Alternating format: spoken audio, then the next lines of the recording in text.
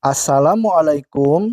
Kali ini resep Abi mau bikin sajian hari raya Lebaran, yaitu rendang daging sapi asli khas Padang. Rasanya enak, pedas gurihnya pas banget.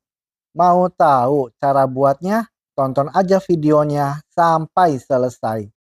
Sebelum kita simak cara membuatnya, pastikan Anda klik tombol subscribe, tekan loncengnya, like, dan share ke teman-teman dan media sosial kalian. Bismillah. Pertama-tama akan kita sangrai 100 gram kelapa parut. Untuk kelapa parutnya ini yang tua ya, supaya nanti keluar minyaknya. Sangrai kelapanya sampai berwarna kecoklatan ya, dan ini sudah warnanya sudah kecoklatan seperti ini. Kita matikan api kompornya. Kemudian dalam keadaan panas, kelapa sangrainya ini kita ulek ya untuk menjadikan ambo-ambo atau kelapa gongseng. Nah, ini dalam keadaan panas diulek ya supaya keluar minyaknya. Dan ini saya buat sedikit karena saya akan menggunakan untuk 1 kali pakai saja. Dan ini sudah terlihat minyaknya ya. Kita tempatkan ke dalam wadah. Dan untuk bumbu keringnya saya gunakan 1 sendok teh ketumbar, setengah sendok teh merica, setengah buah pala, 1 sendok teh cengkeh, 5 buah kapulaga, 1 sendok teh jinten, dan 1 buah bunga lawang.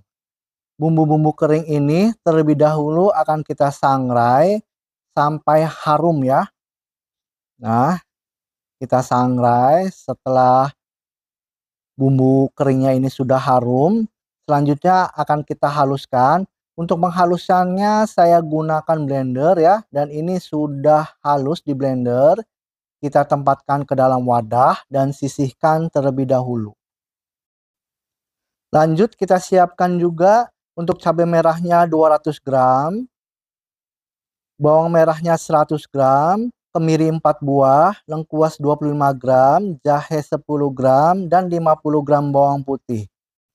Dan untuk bumbu cemplungnya saya gunakan 4 lembar daun salam, 3 batang serai, dan 4 lembar daun jeruk.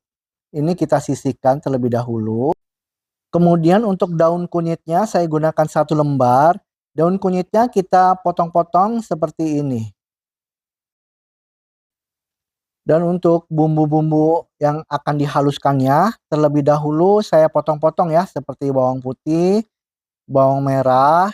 Ini kita potong-potong supaya nanti untuk memasukkan ke blendernya itu cepat ya, jadi tidak berat blendernya. Siapkan blender, lalu kita masukkan bumbu-bumbu tadi yang sudah kita potong ya, seperti bawang merah, bawang putih, lalu cabai merah ya dipotong-potong juga, kemudian kemiri, lalu lengkuas yang dipotong-potong, dan jahe yang dipotong-potong. Lalu kita masukkan air ya sedikit aja atau secukupnya untuk membantu proses penghalusannya. Kita tutup blendernya. Lalu ini kita blender sampai halus ya. Untuk bumbunya ini benar-benar sampai halus. Setelah sudah halus, ini kita sisihkan. Proses selanjutnya kita siapkan wajan, lalu kita masukkan santan ya. Untuk santannya saya gunakan 2 liter santan dari 2 gelondong kelapa tua ya. Kemudian kita masukkan bumbu halus tadi, bumbu yang sudah dihaluskan tadi ya, kita masukkan. Kemudian kita aduk-aduk, aduk terus ya supaya santannya itu tidak pecah ya. Jangan sampai tidak diaduk ya, karena nanti santannya akan pecah. Kita masukkan bumbu cemplungnya, 3 batang serai, 4 lembar daun salam, dan 4 lembar daun jeruk. Lalu daun kunyitnya juga yang sudah kita potong-potong ya. Kita aduk terus ya santannya supaya tidak pecah. Nah, seperti ini sampai menunggu santannya itu mendidih dan menyusut. Dan ini santannya sudah menyusut. Ini saya masak selama 1 jam ya. Sudah agak mengental seperti ini dan sudah menyusut santannya.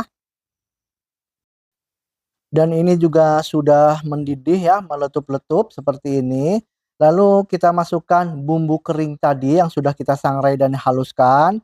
Lalu kita masukkan ambo-ambo kelapanya atau kelapa gongsengnya kita masukkan.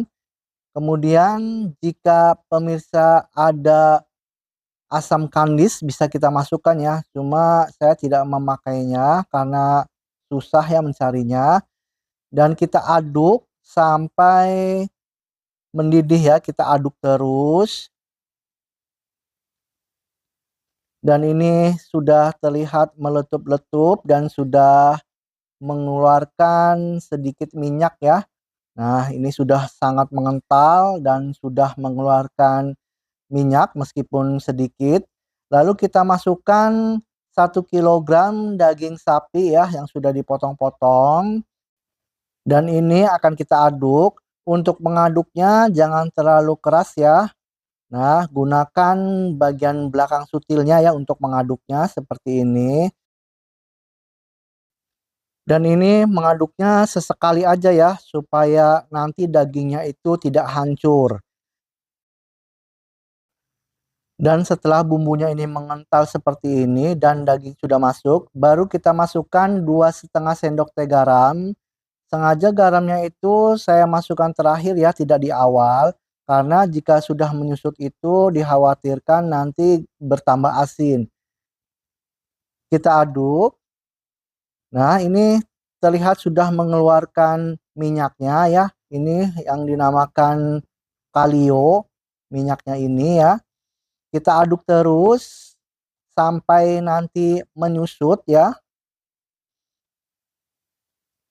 Dan ini sudah menyusut dan ini yang dinamakan maradang ya. Jadi proses untuk pengeringan rendangnya. Dan ini masih tergolong rendang basah ya. Dan untuk proses pembuatan rendang ini dari awal hingga akhir itu emang cukup lama ya. Sekitar membutuhkan waktu 3 sampai 4 jam. Dan ini kita matikan ya api kompornya. Ini sudah menyusut dan ini siap untuk dihidangkan. Kita sajikan atau kita siapkan untuk dihidangkan ya. Masukkan ke dalam piring atau lodor seperti ini ya.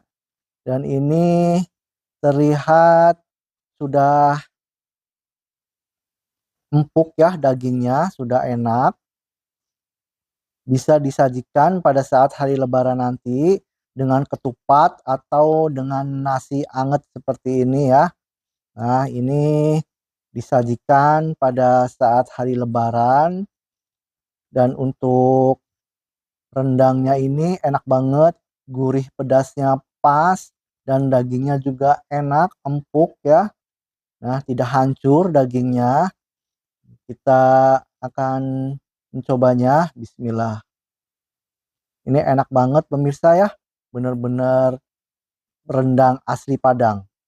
Terima kasih pemirsa atas perhatiannya. Sampai jumpa di video saya selanjutnya.